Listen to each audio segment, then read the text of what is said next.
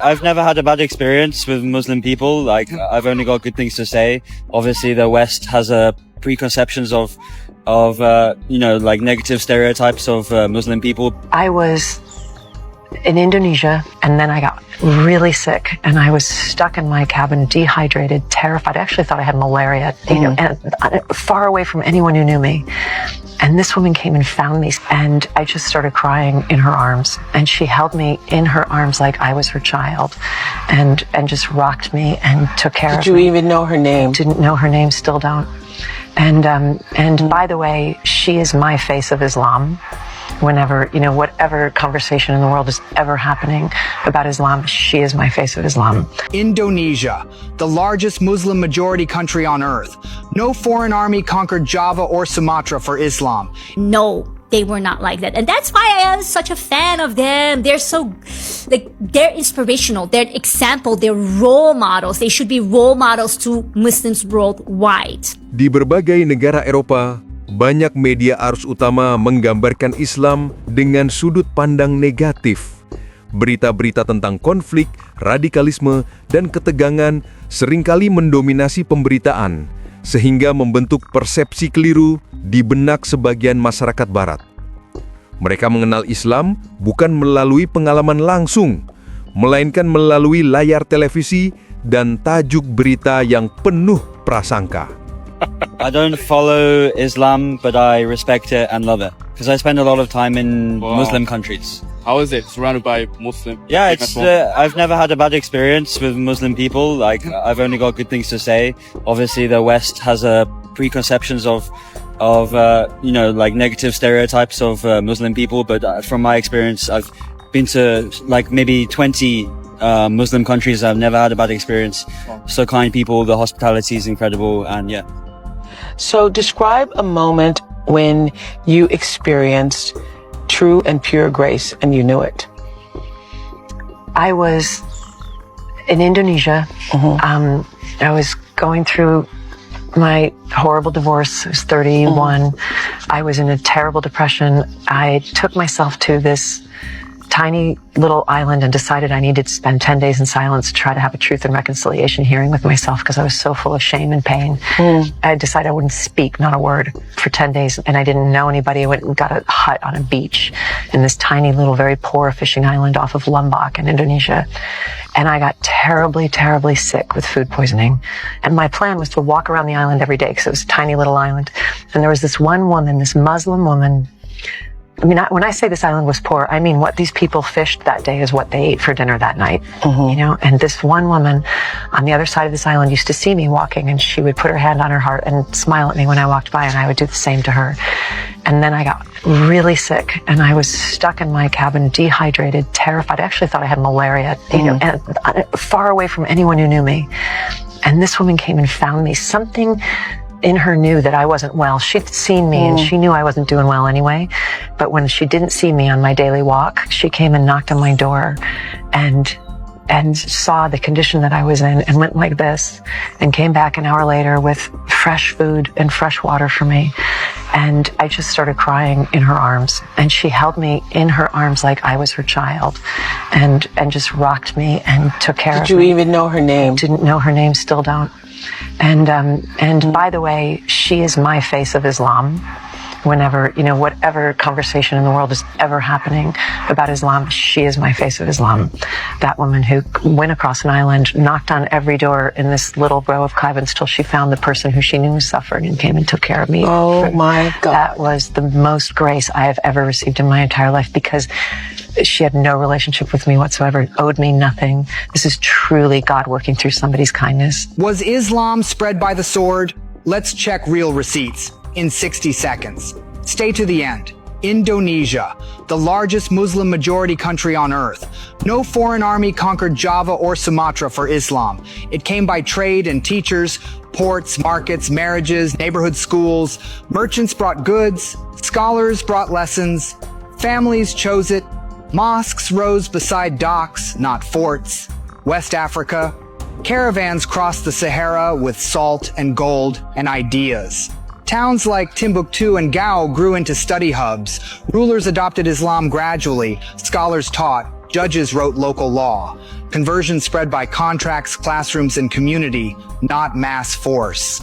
Yes, history has wars, empires fought, but the biggest expansions of Islam traveled by ships and caravans through trade, scholarship, and invitation. So next time someone says spread by the sword, remember Indonesia and West Africa, markets, not massacres, lessons, not legions. Learn something new, save and follow.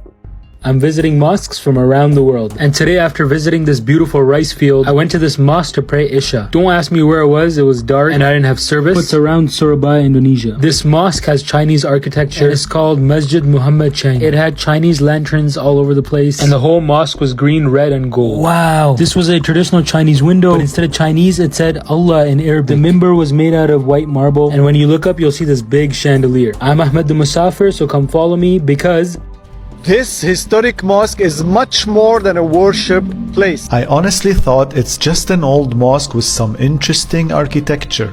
I was surprised to find so much spirit in there. This is Masjid Gede Kauman, the iconic mosque of the city of Yogyakarta, the cultural capital of Indonesia. It was built more than 200 years ago by the first Sultan of Jogja. Imagine both Sukarno and Hatta have studied here when they were teenagers, and they both became the founding fathers of Indonesia. Masjid Kauman played a crucial role in Indonesia's independence and in preserving Indonesia's culture. Even today, you can feel the spirit of the place through the parades and cultural events that happen regularly here. This mosque is not just a religious symbol. It's a symbol of culture, resistance, and independence. Whilst we've been walking around the city, we have just stumbled across the National Mosque. It's pretty cool. It's pretty cool, and it's nice because it's turning dark now, so everything is lighting up.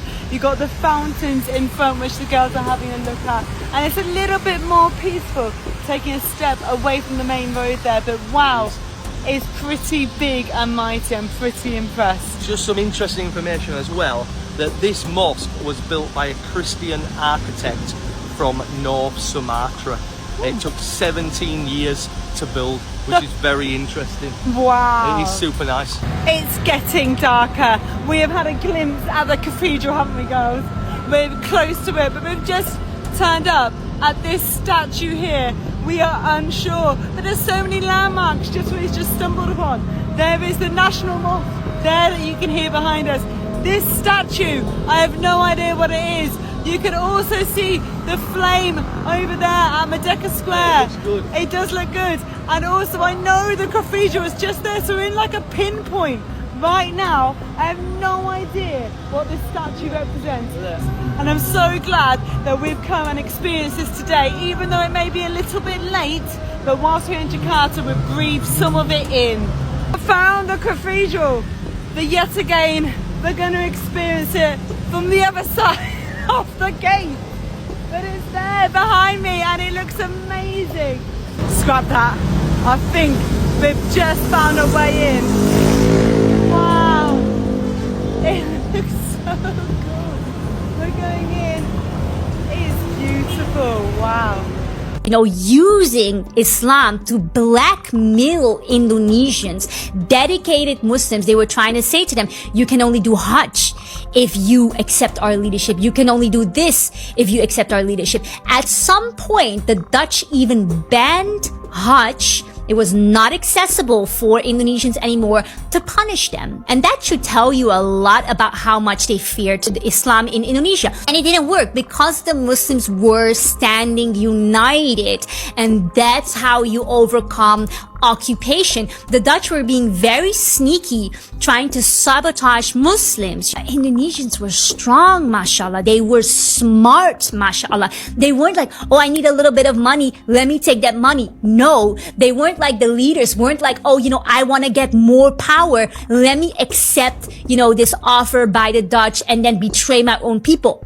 No, they were not like that. And that's why I am such a fan of them. They're so, they're inspirational. They're an example. They're role models. They should be role models to Muslims worldwide. Okay. Namun, semua gambaran itu mulai runtuh ketika mereka datang dan merasakan sendiri kehidupan bersama Muslim Indonesia. Kehangatan sambutan, senyum tulus, dan sikap saling menghargai antar umat beragama membuat banyak orang Eropa terkejut sekaligus kagum.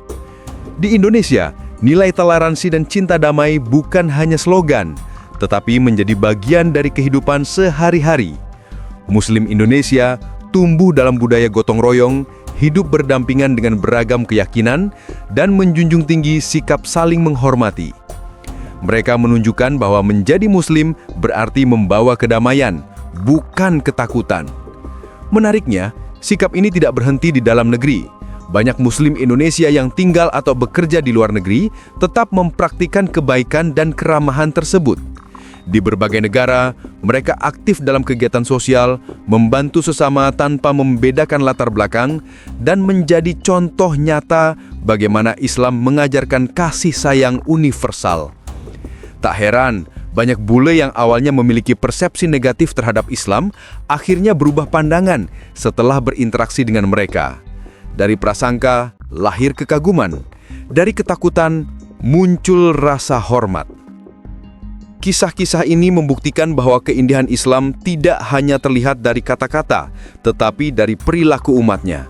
Muslim Indonesia dengan kehanatan dan toleransinya telah membuka mata dunia bahwa Islam sejatinya adalah agama yang membawa pesan damai, cinta kasih, dan kebaikan bagi semua. Dari Indonesia, mereka menunjukkan kepada dunia bahwa harmoni dan toleransi dapat berjalan seiring dengan keimanan yang kuat.